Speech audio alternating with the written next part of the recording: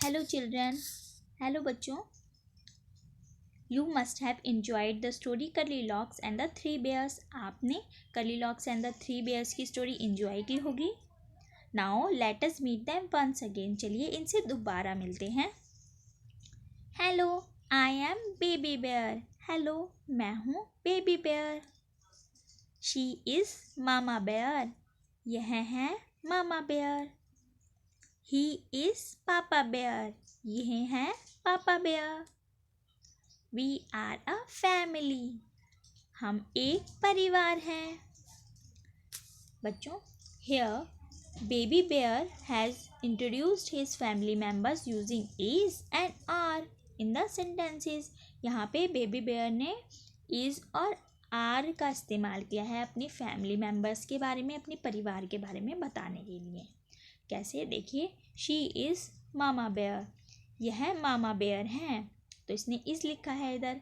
He is papa bear. यह पापा bear हैं।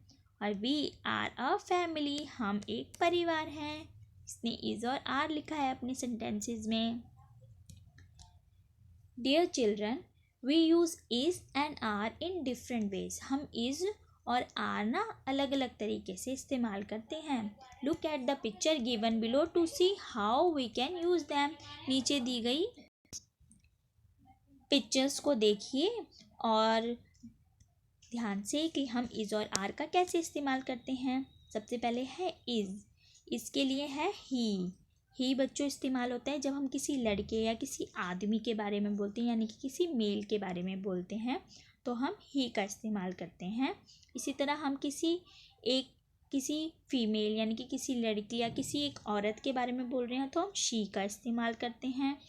इट यानी कि जब हम किसी बेजान चीज़ के बारे में, जैसे कुर्सी, मेज, या कभी कभी हम इसका प्रयोग जानवरों के लिए भी करते हैं। और name of one person, animal और thing.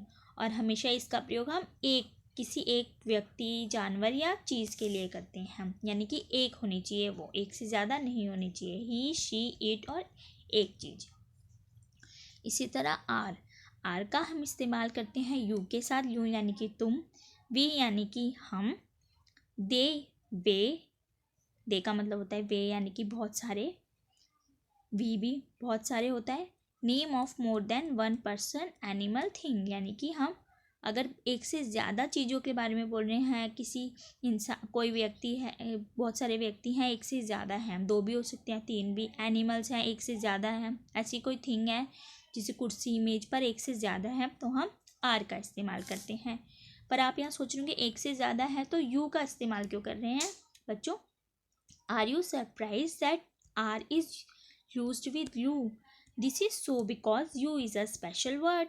It can be used for one or more person. बच्चों, you एक स्पेशल वर्ड है। ये एक या एक से ज़्यादा चीज पर्सन के लिए इस्तेमाल हो सकता है, इसलिए हम यू का इस्तेमाल आर के लिए करते हैं। जैसे मैं अगर बोलूँ तुम एक अच्छे स्टूडेंट हो, you are a good student, तो यहाँ मैं आर का ही इस्तेमाल करूँगी। तो हम एक बार रिवाइज करते हैं। इसका हम इस्तेमाल करेंगे सेंटेंस में तो कोई एक पर्सन यानी कि भी किसी भी एक व्यक्ति के लिए करेंगे, वो लड़का हो सकता है, लड़की, कोई भी मेल या फीमेल, पर एक होना चाहिए तो हम इज़ लगाएंगे। अगर कोई एनिमल है और वो एक ही है, जैसे मैंने यहाँ बेबी बेयर लिया है, या हो सकता है अकेला कोई डॉग हो, या फिर अकेले हम किसी काऊ या कोई बर्ड हो सकते हैं जैसे पैरट या कोई फिश, हम किसी भी एक एनिमल के बारे में बता रहे हैं तो हम इसका इस्तेमाल करेंगे। इसी तरह कोई भी एक थिंग, जैसे यहाँ मैंने चेयर ली है, टेबल हो सकती है, फैन हो सकता है, या कोई भी थिंग जो एक है तो हम इसका इस्तेमाल करेंगे।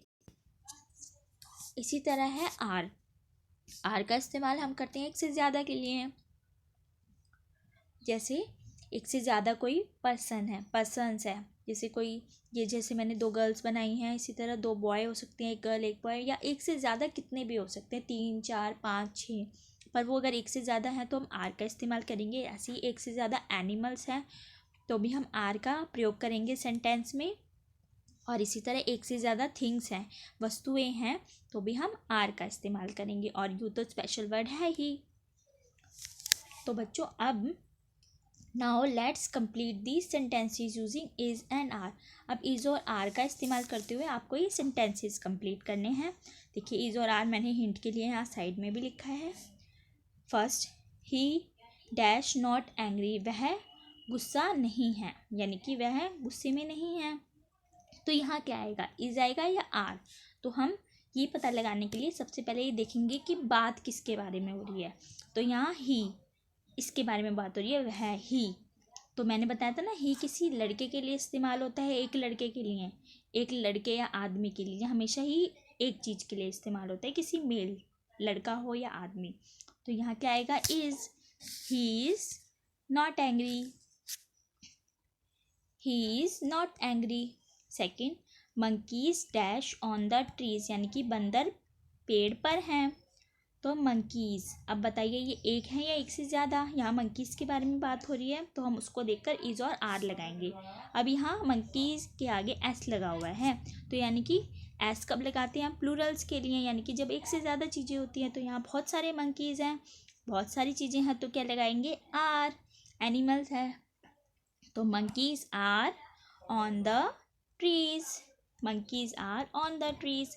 Third, you dash my best friend, तुम मेरे पक्के दोस्त हो। अब यहाँ यू आ गया, मैंने बताया था ना यू एक स्पेशल वर्ड है, तो हम उसके साथ क्या लगाएंगे, are, you are my best friend. It dash a pencil, यह एक पेंसिल है। अब यहाँ आ गया इट, देखिए इट का इस्तेमाल हम इसके साथ करते हैं, इट इज़ अ पेंसिल, क्योंकि एक ही पेंसिल के बारे में बात हो रही है, इट इज़ अ पेंसिल।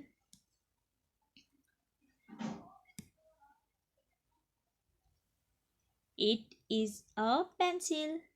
उसके बाद है ही डैश अ गुड स्टूडेंट, यह एक अच्छा विद्यार्थी है। ही, दोबारा आया ही यानी कि किसी एक पर्सन के बारे में होती है, किसी एक लड़के या किसी आदमी के बारे में बात हो रही है कि वो अच्छा स्टूडेंट है। तो यहाँ एक के बारे में बात हो रही है तो आएगा is, he is a good student. उसके बाद 6 नंबर पे है वी डैश किड्स, हम बच्चे हैं। वी यानी कि बहुत सारे, वी किसके लिए इस्तेमाल होता है, हम के लिए। हमसे क्या होता है, हम का मतलब है हम बहुत सारे लोगों के बारे में बात कर रहे हैं। तो वी आर किड्स। के बाद है शी डैश इन दिल्ली, वह दिल्ली में है। तो फिर शी कहाँ इस्तेमाल होता है, किसी एक लड़की या औरत के लिए, यानी कि फीमेल के लिए इस्तेमाल होता है, तो एक के लिए। तो शी इज़ इन दिल्ली। उसके बाद दे डैश हैप्पी, वे खुश हैं। तो यहाँ दे यानी कि बहुत सारे, तो यहाँ क्या इस्तेमाल होगा, आर, दे आर हैप्पी। तो बच्चों आप भी इसी तरह फील करेंगे ये, और कोई भी प्रॉब्लम आए आपको ये समझने में तो आप मुझसे ज़रूर पूछें। उसके बाद ये ज़रूर ध्यान रखना है कि जब भी आप बाहर जाएं मास्क लगा कर जाएं, और हमेशा 6 फीट की दूरी यानी कि 2 यार्ड्स की दूरी का पालन करें, और अपना बहुत ध्यान रखना है। Take care students, good bye.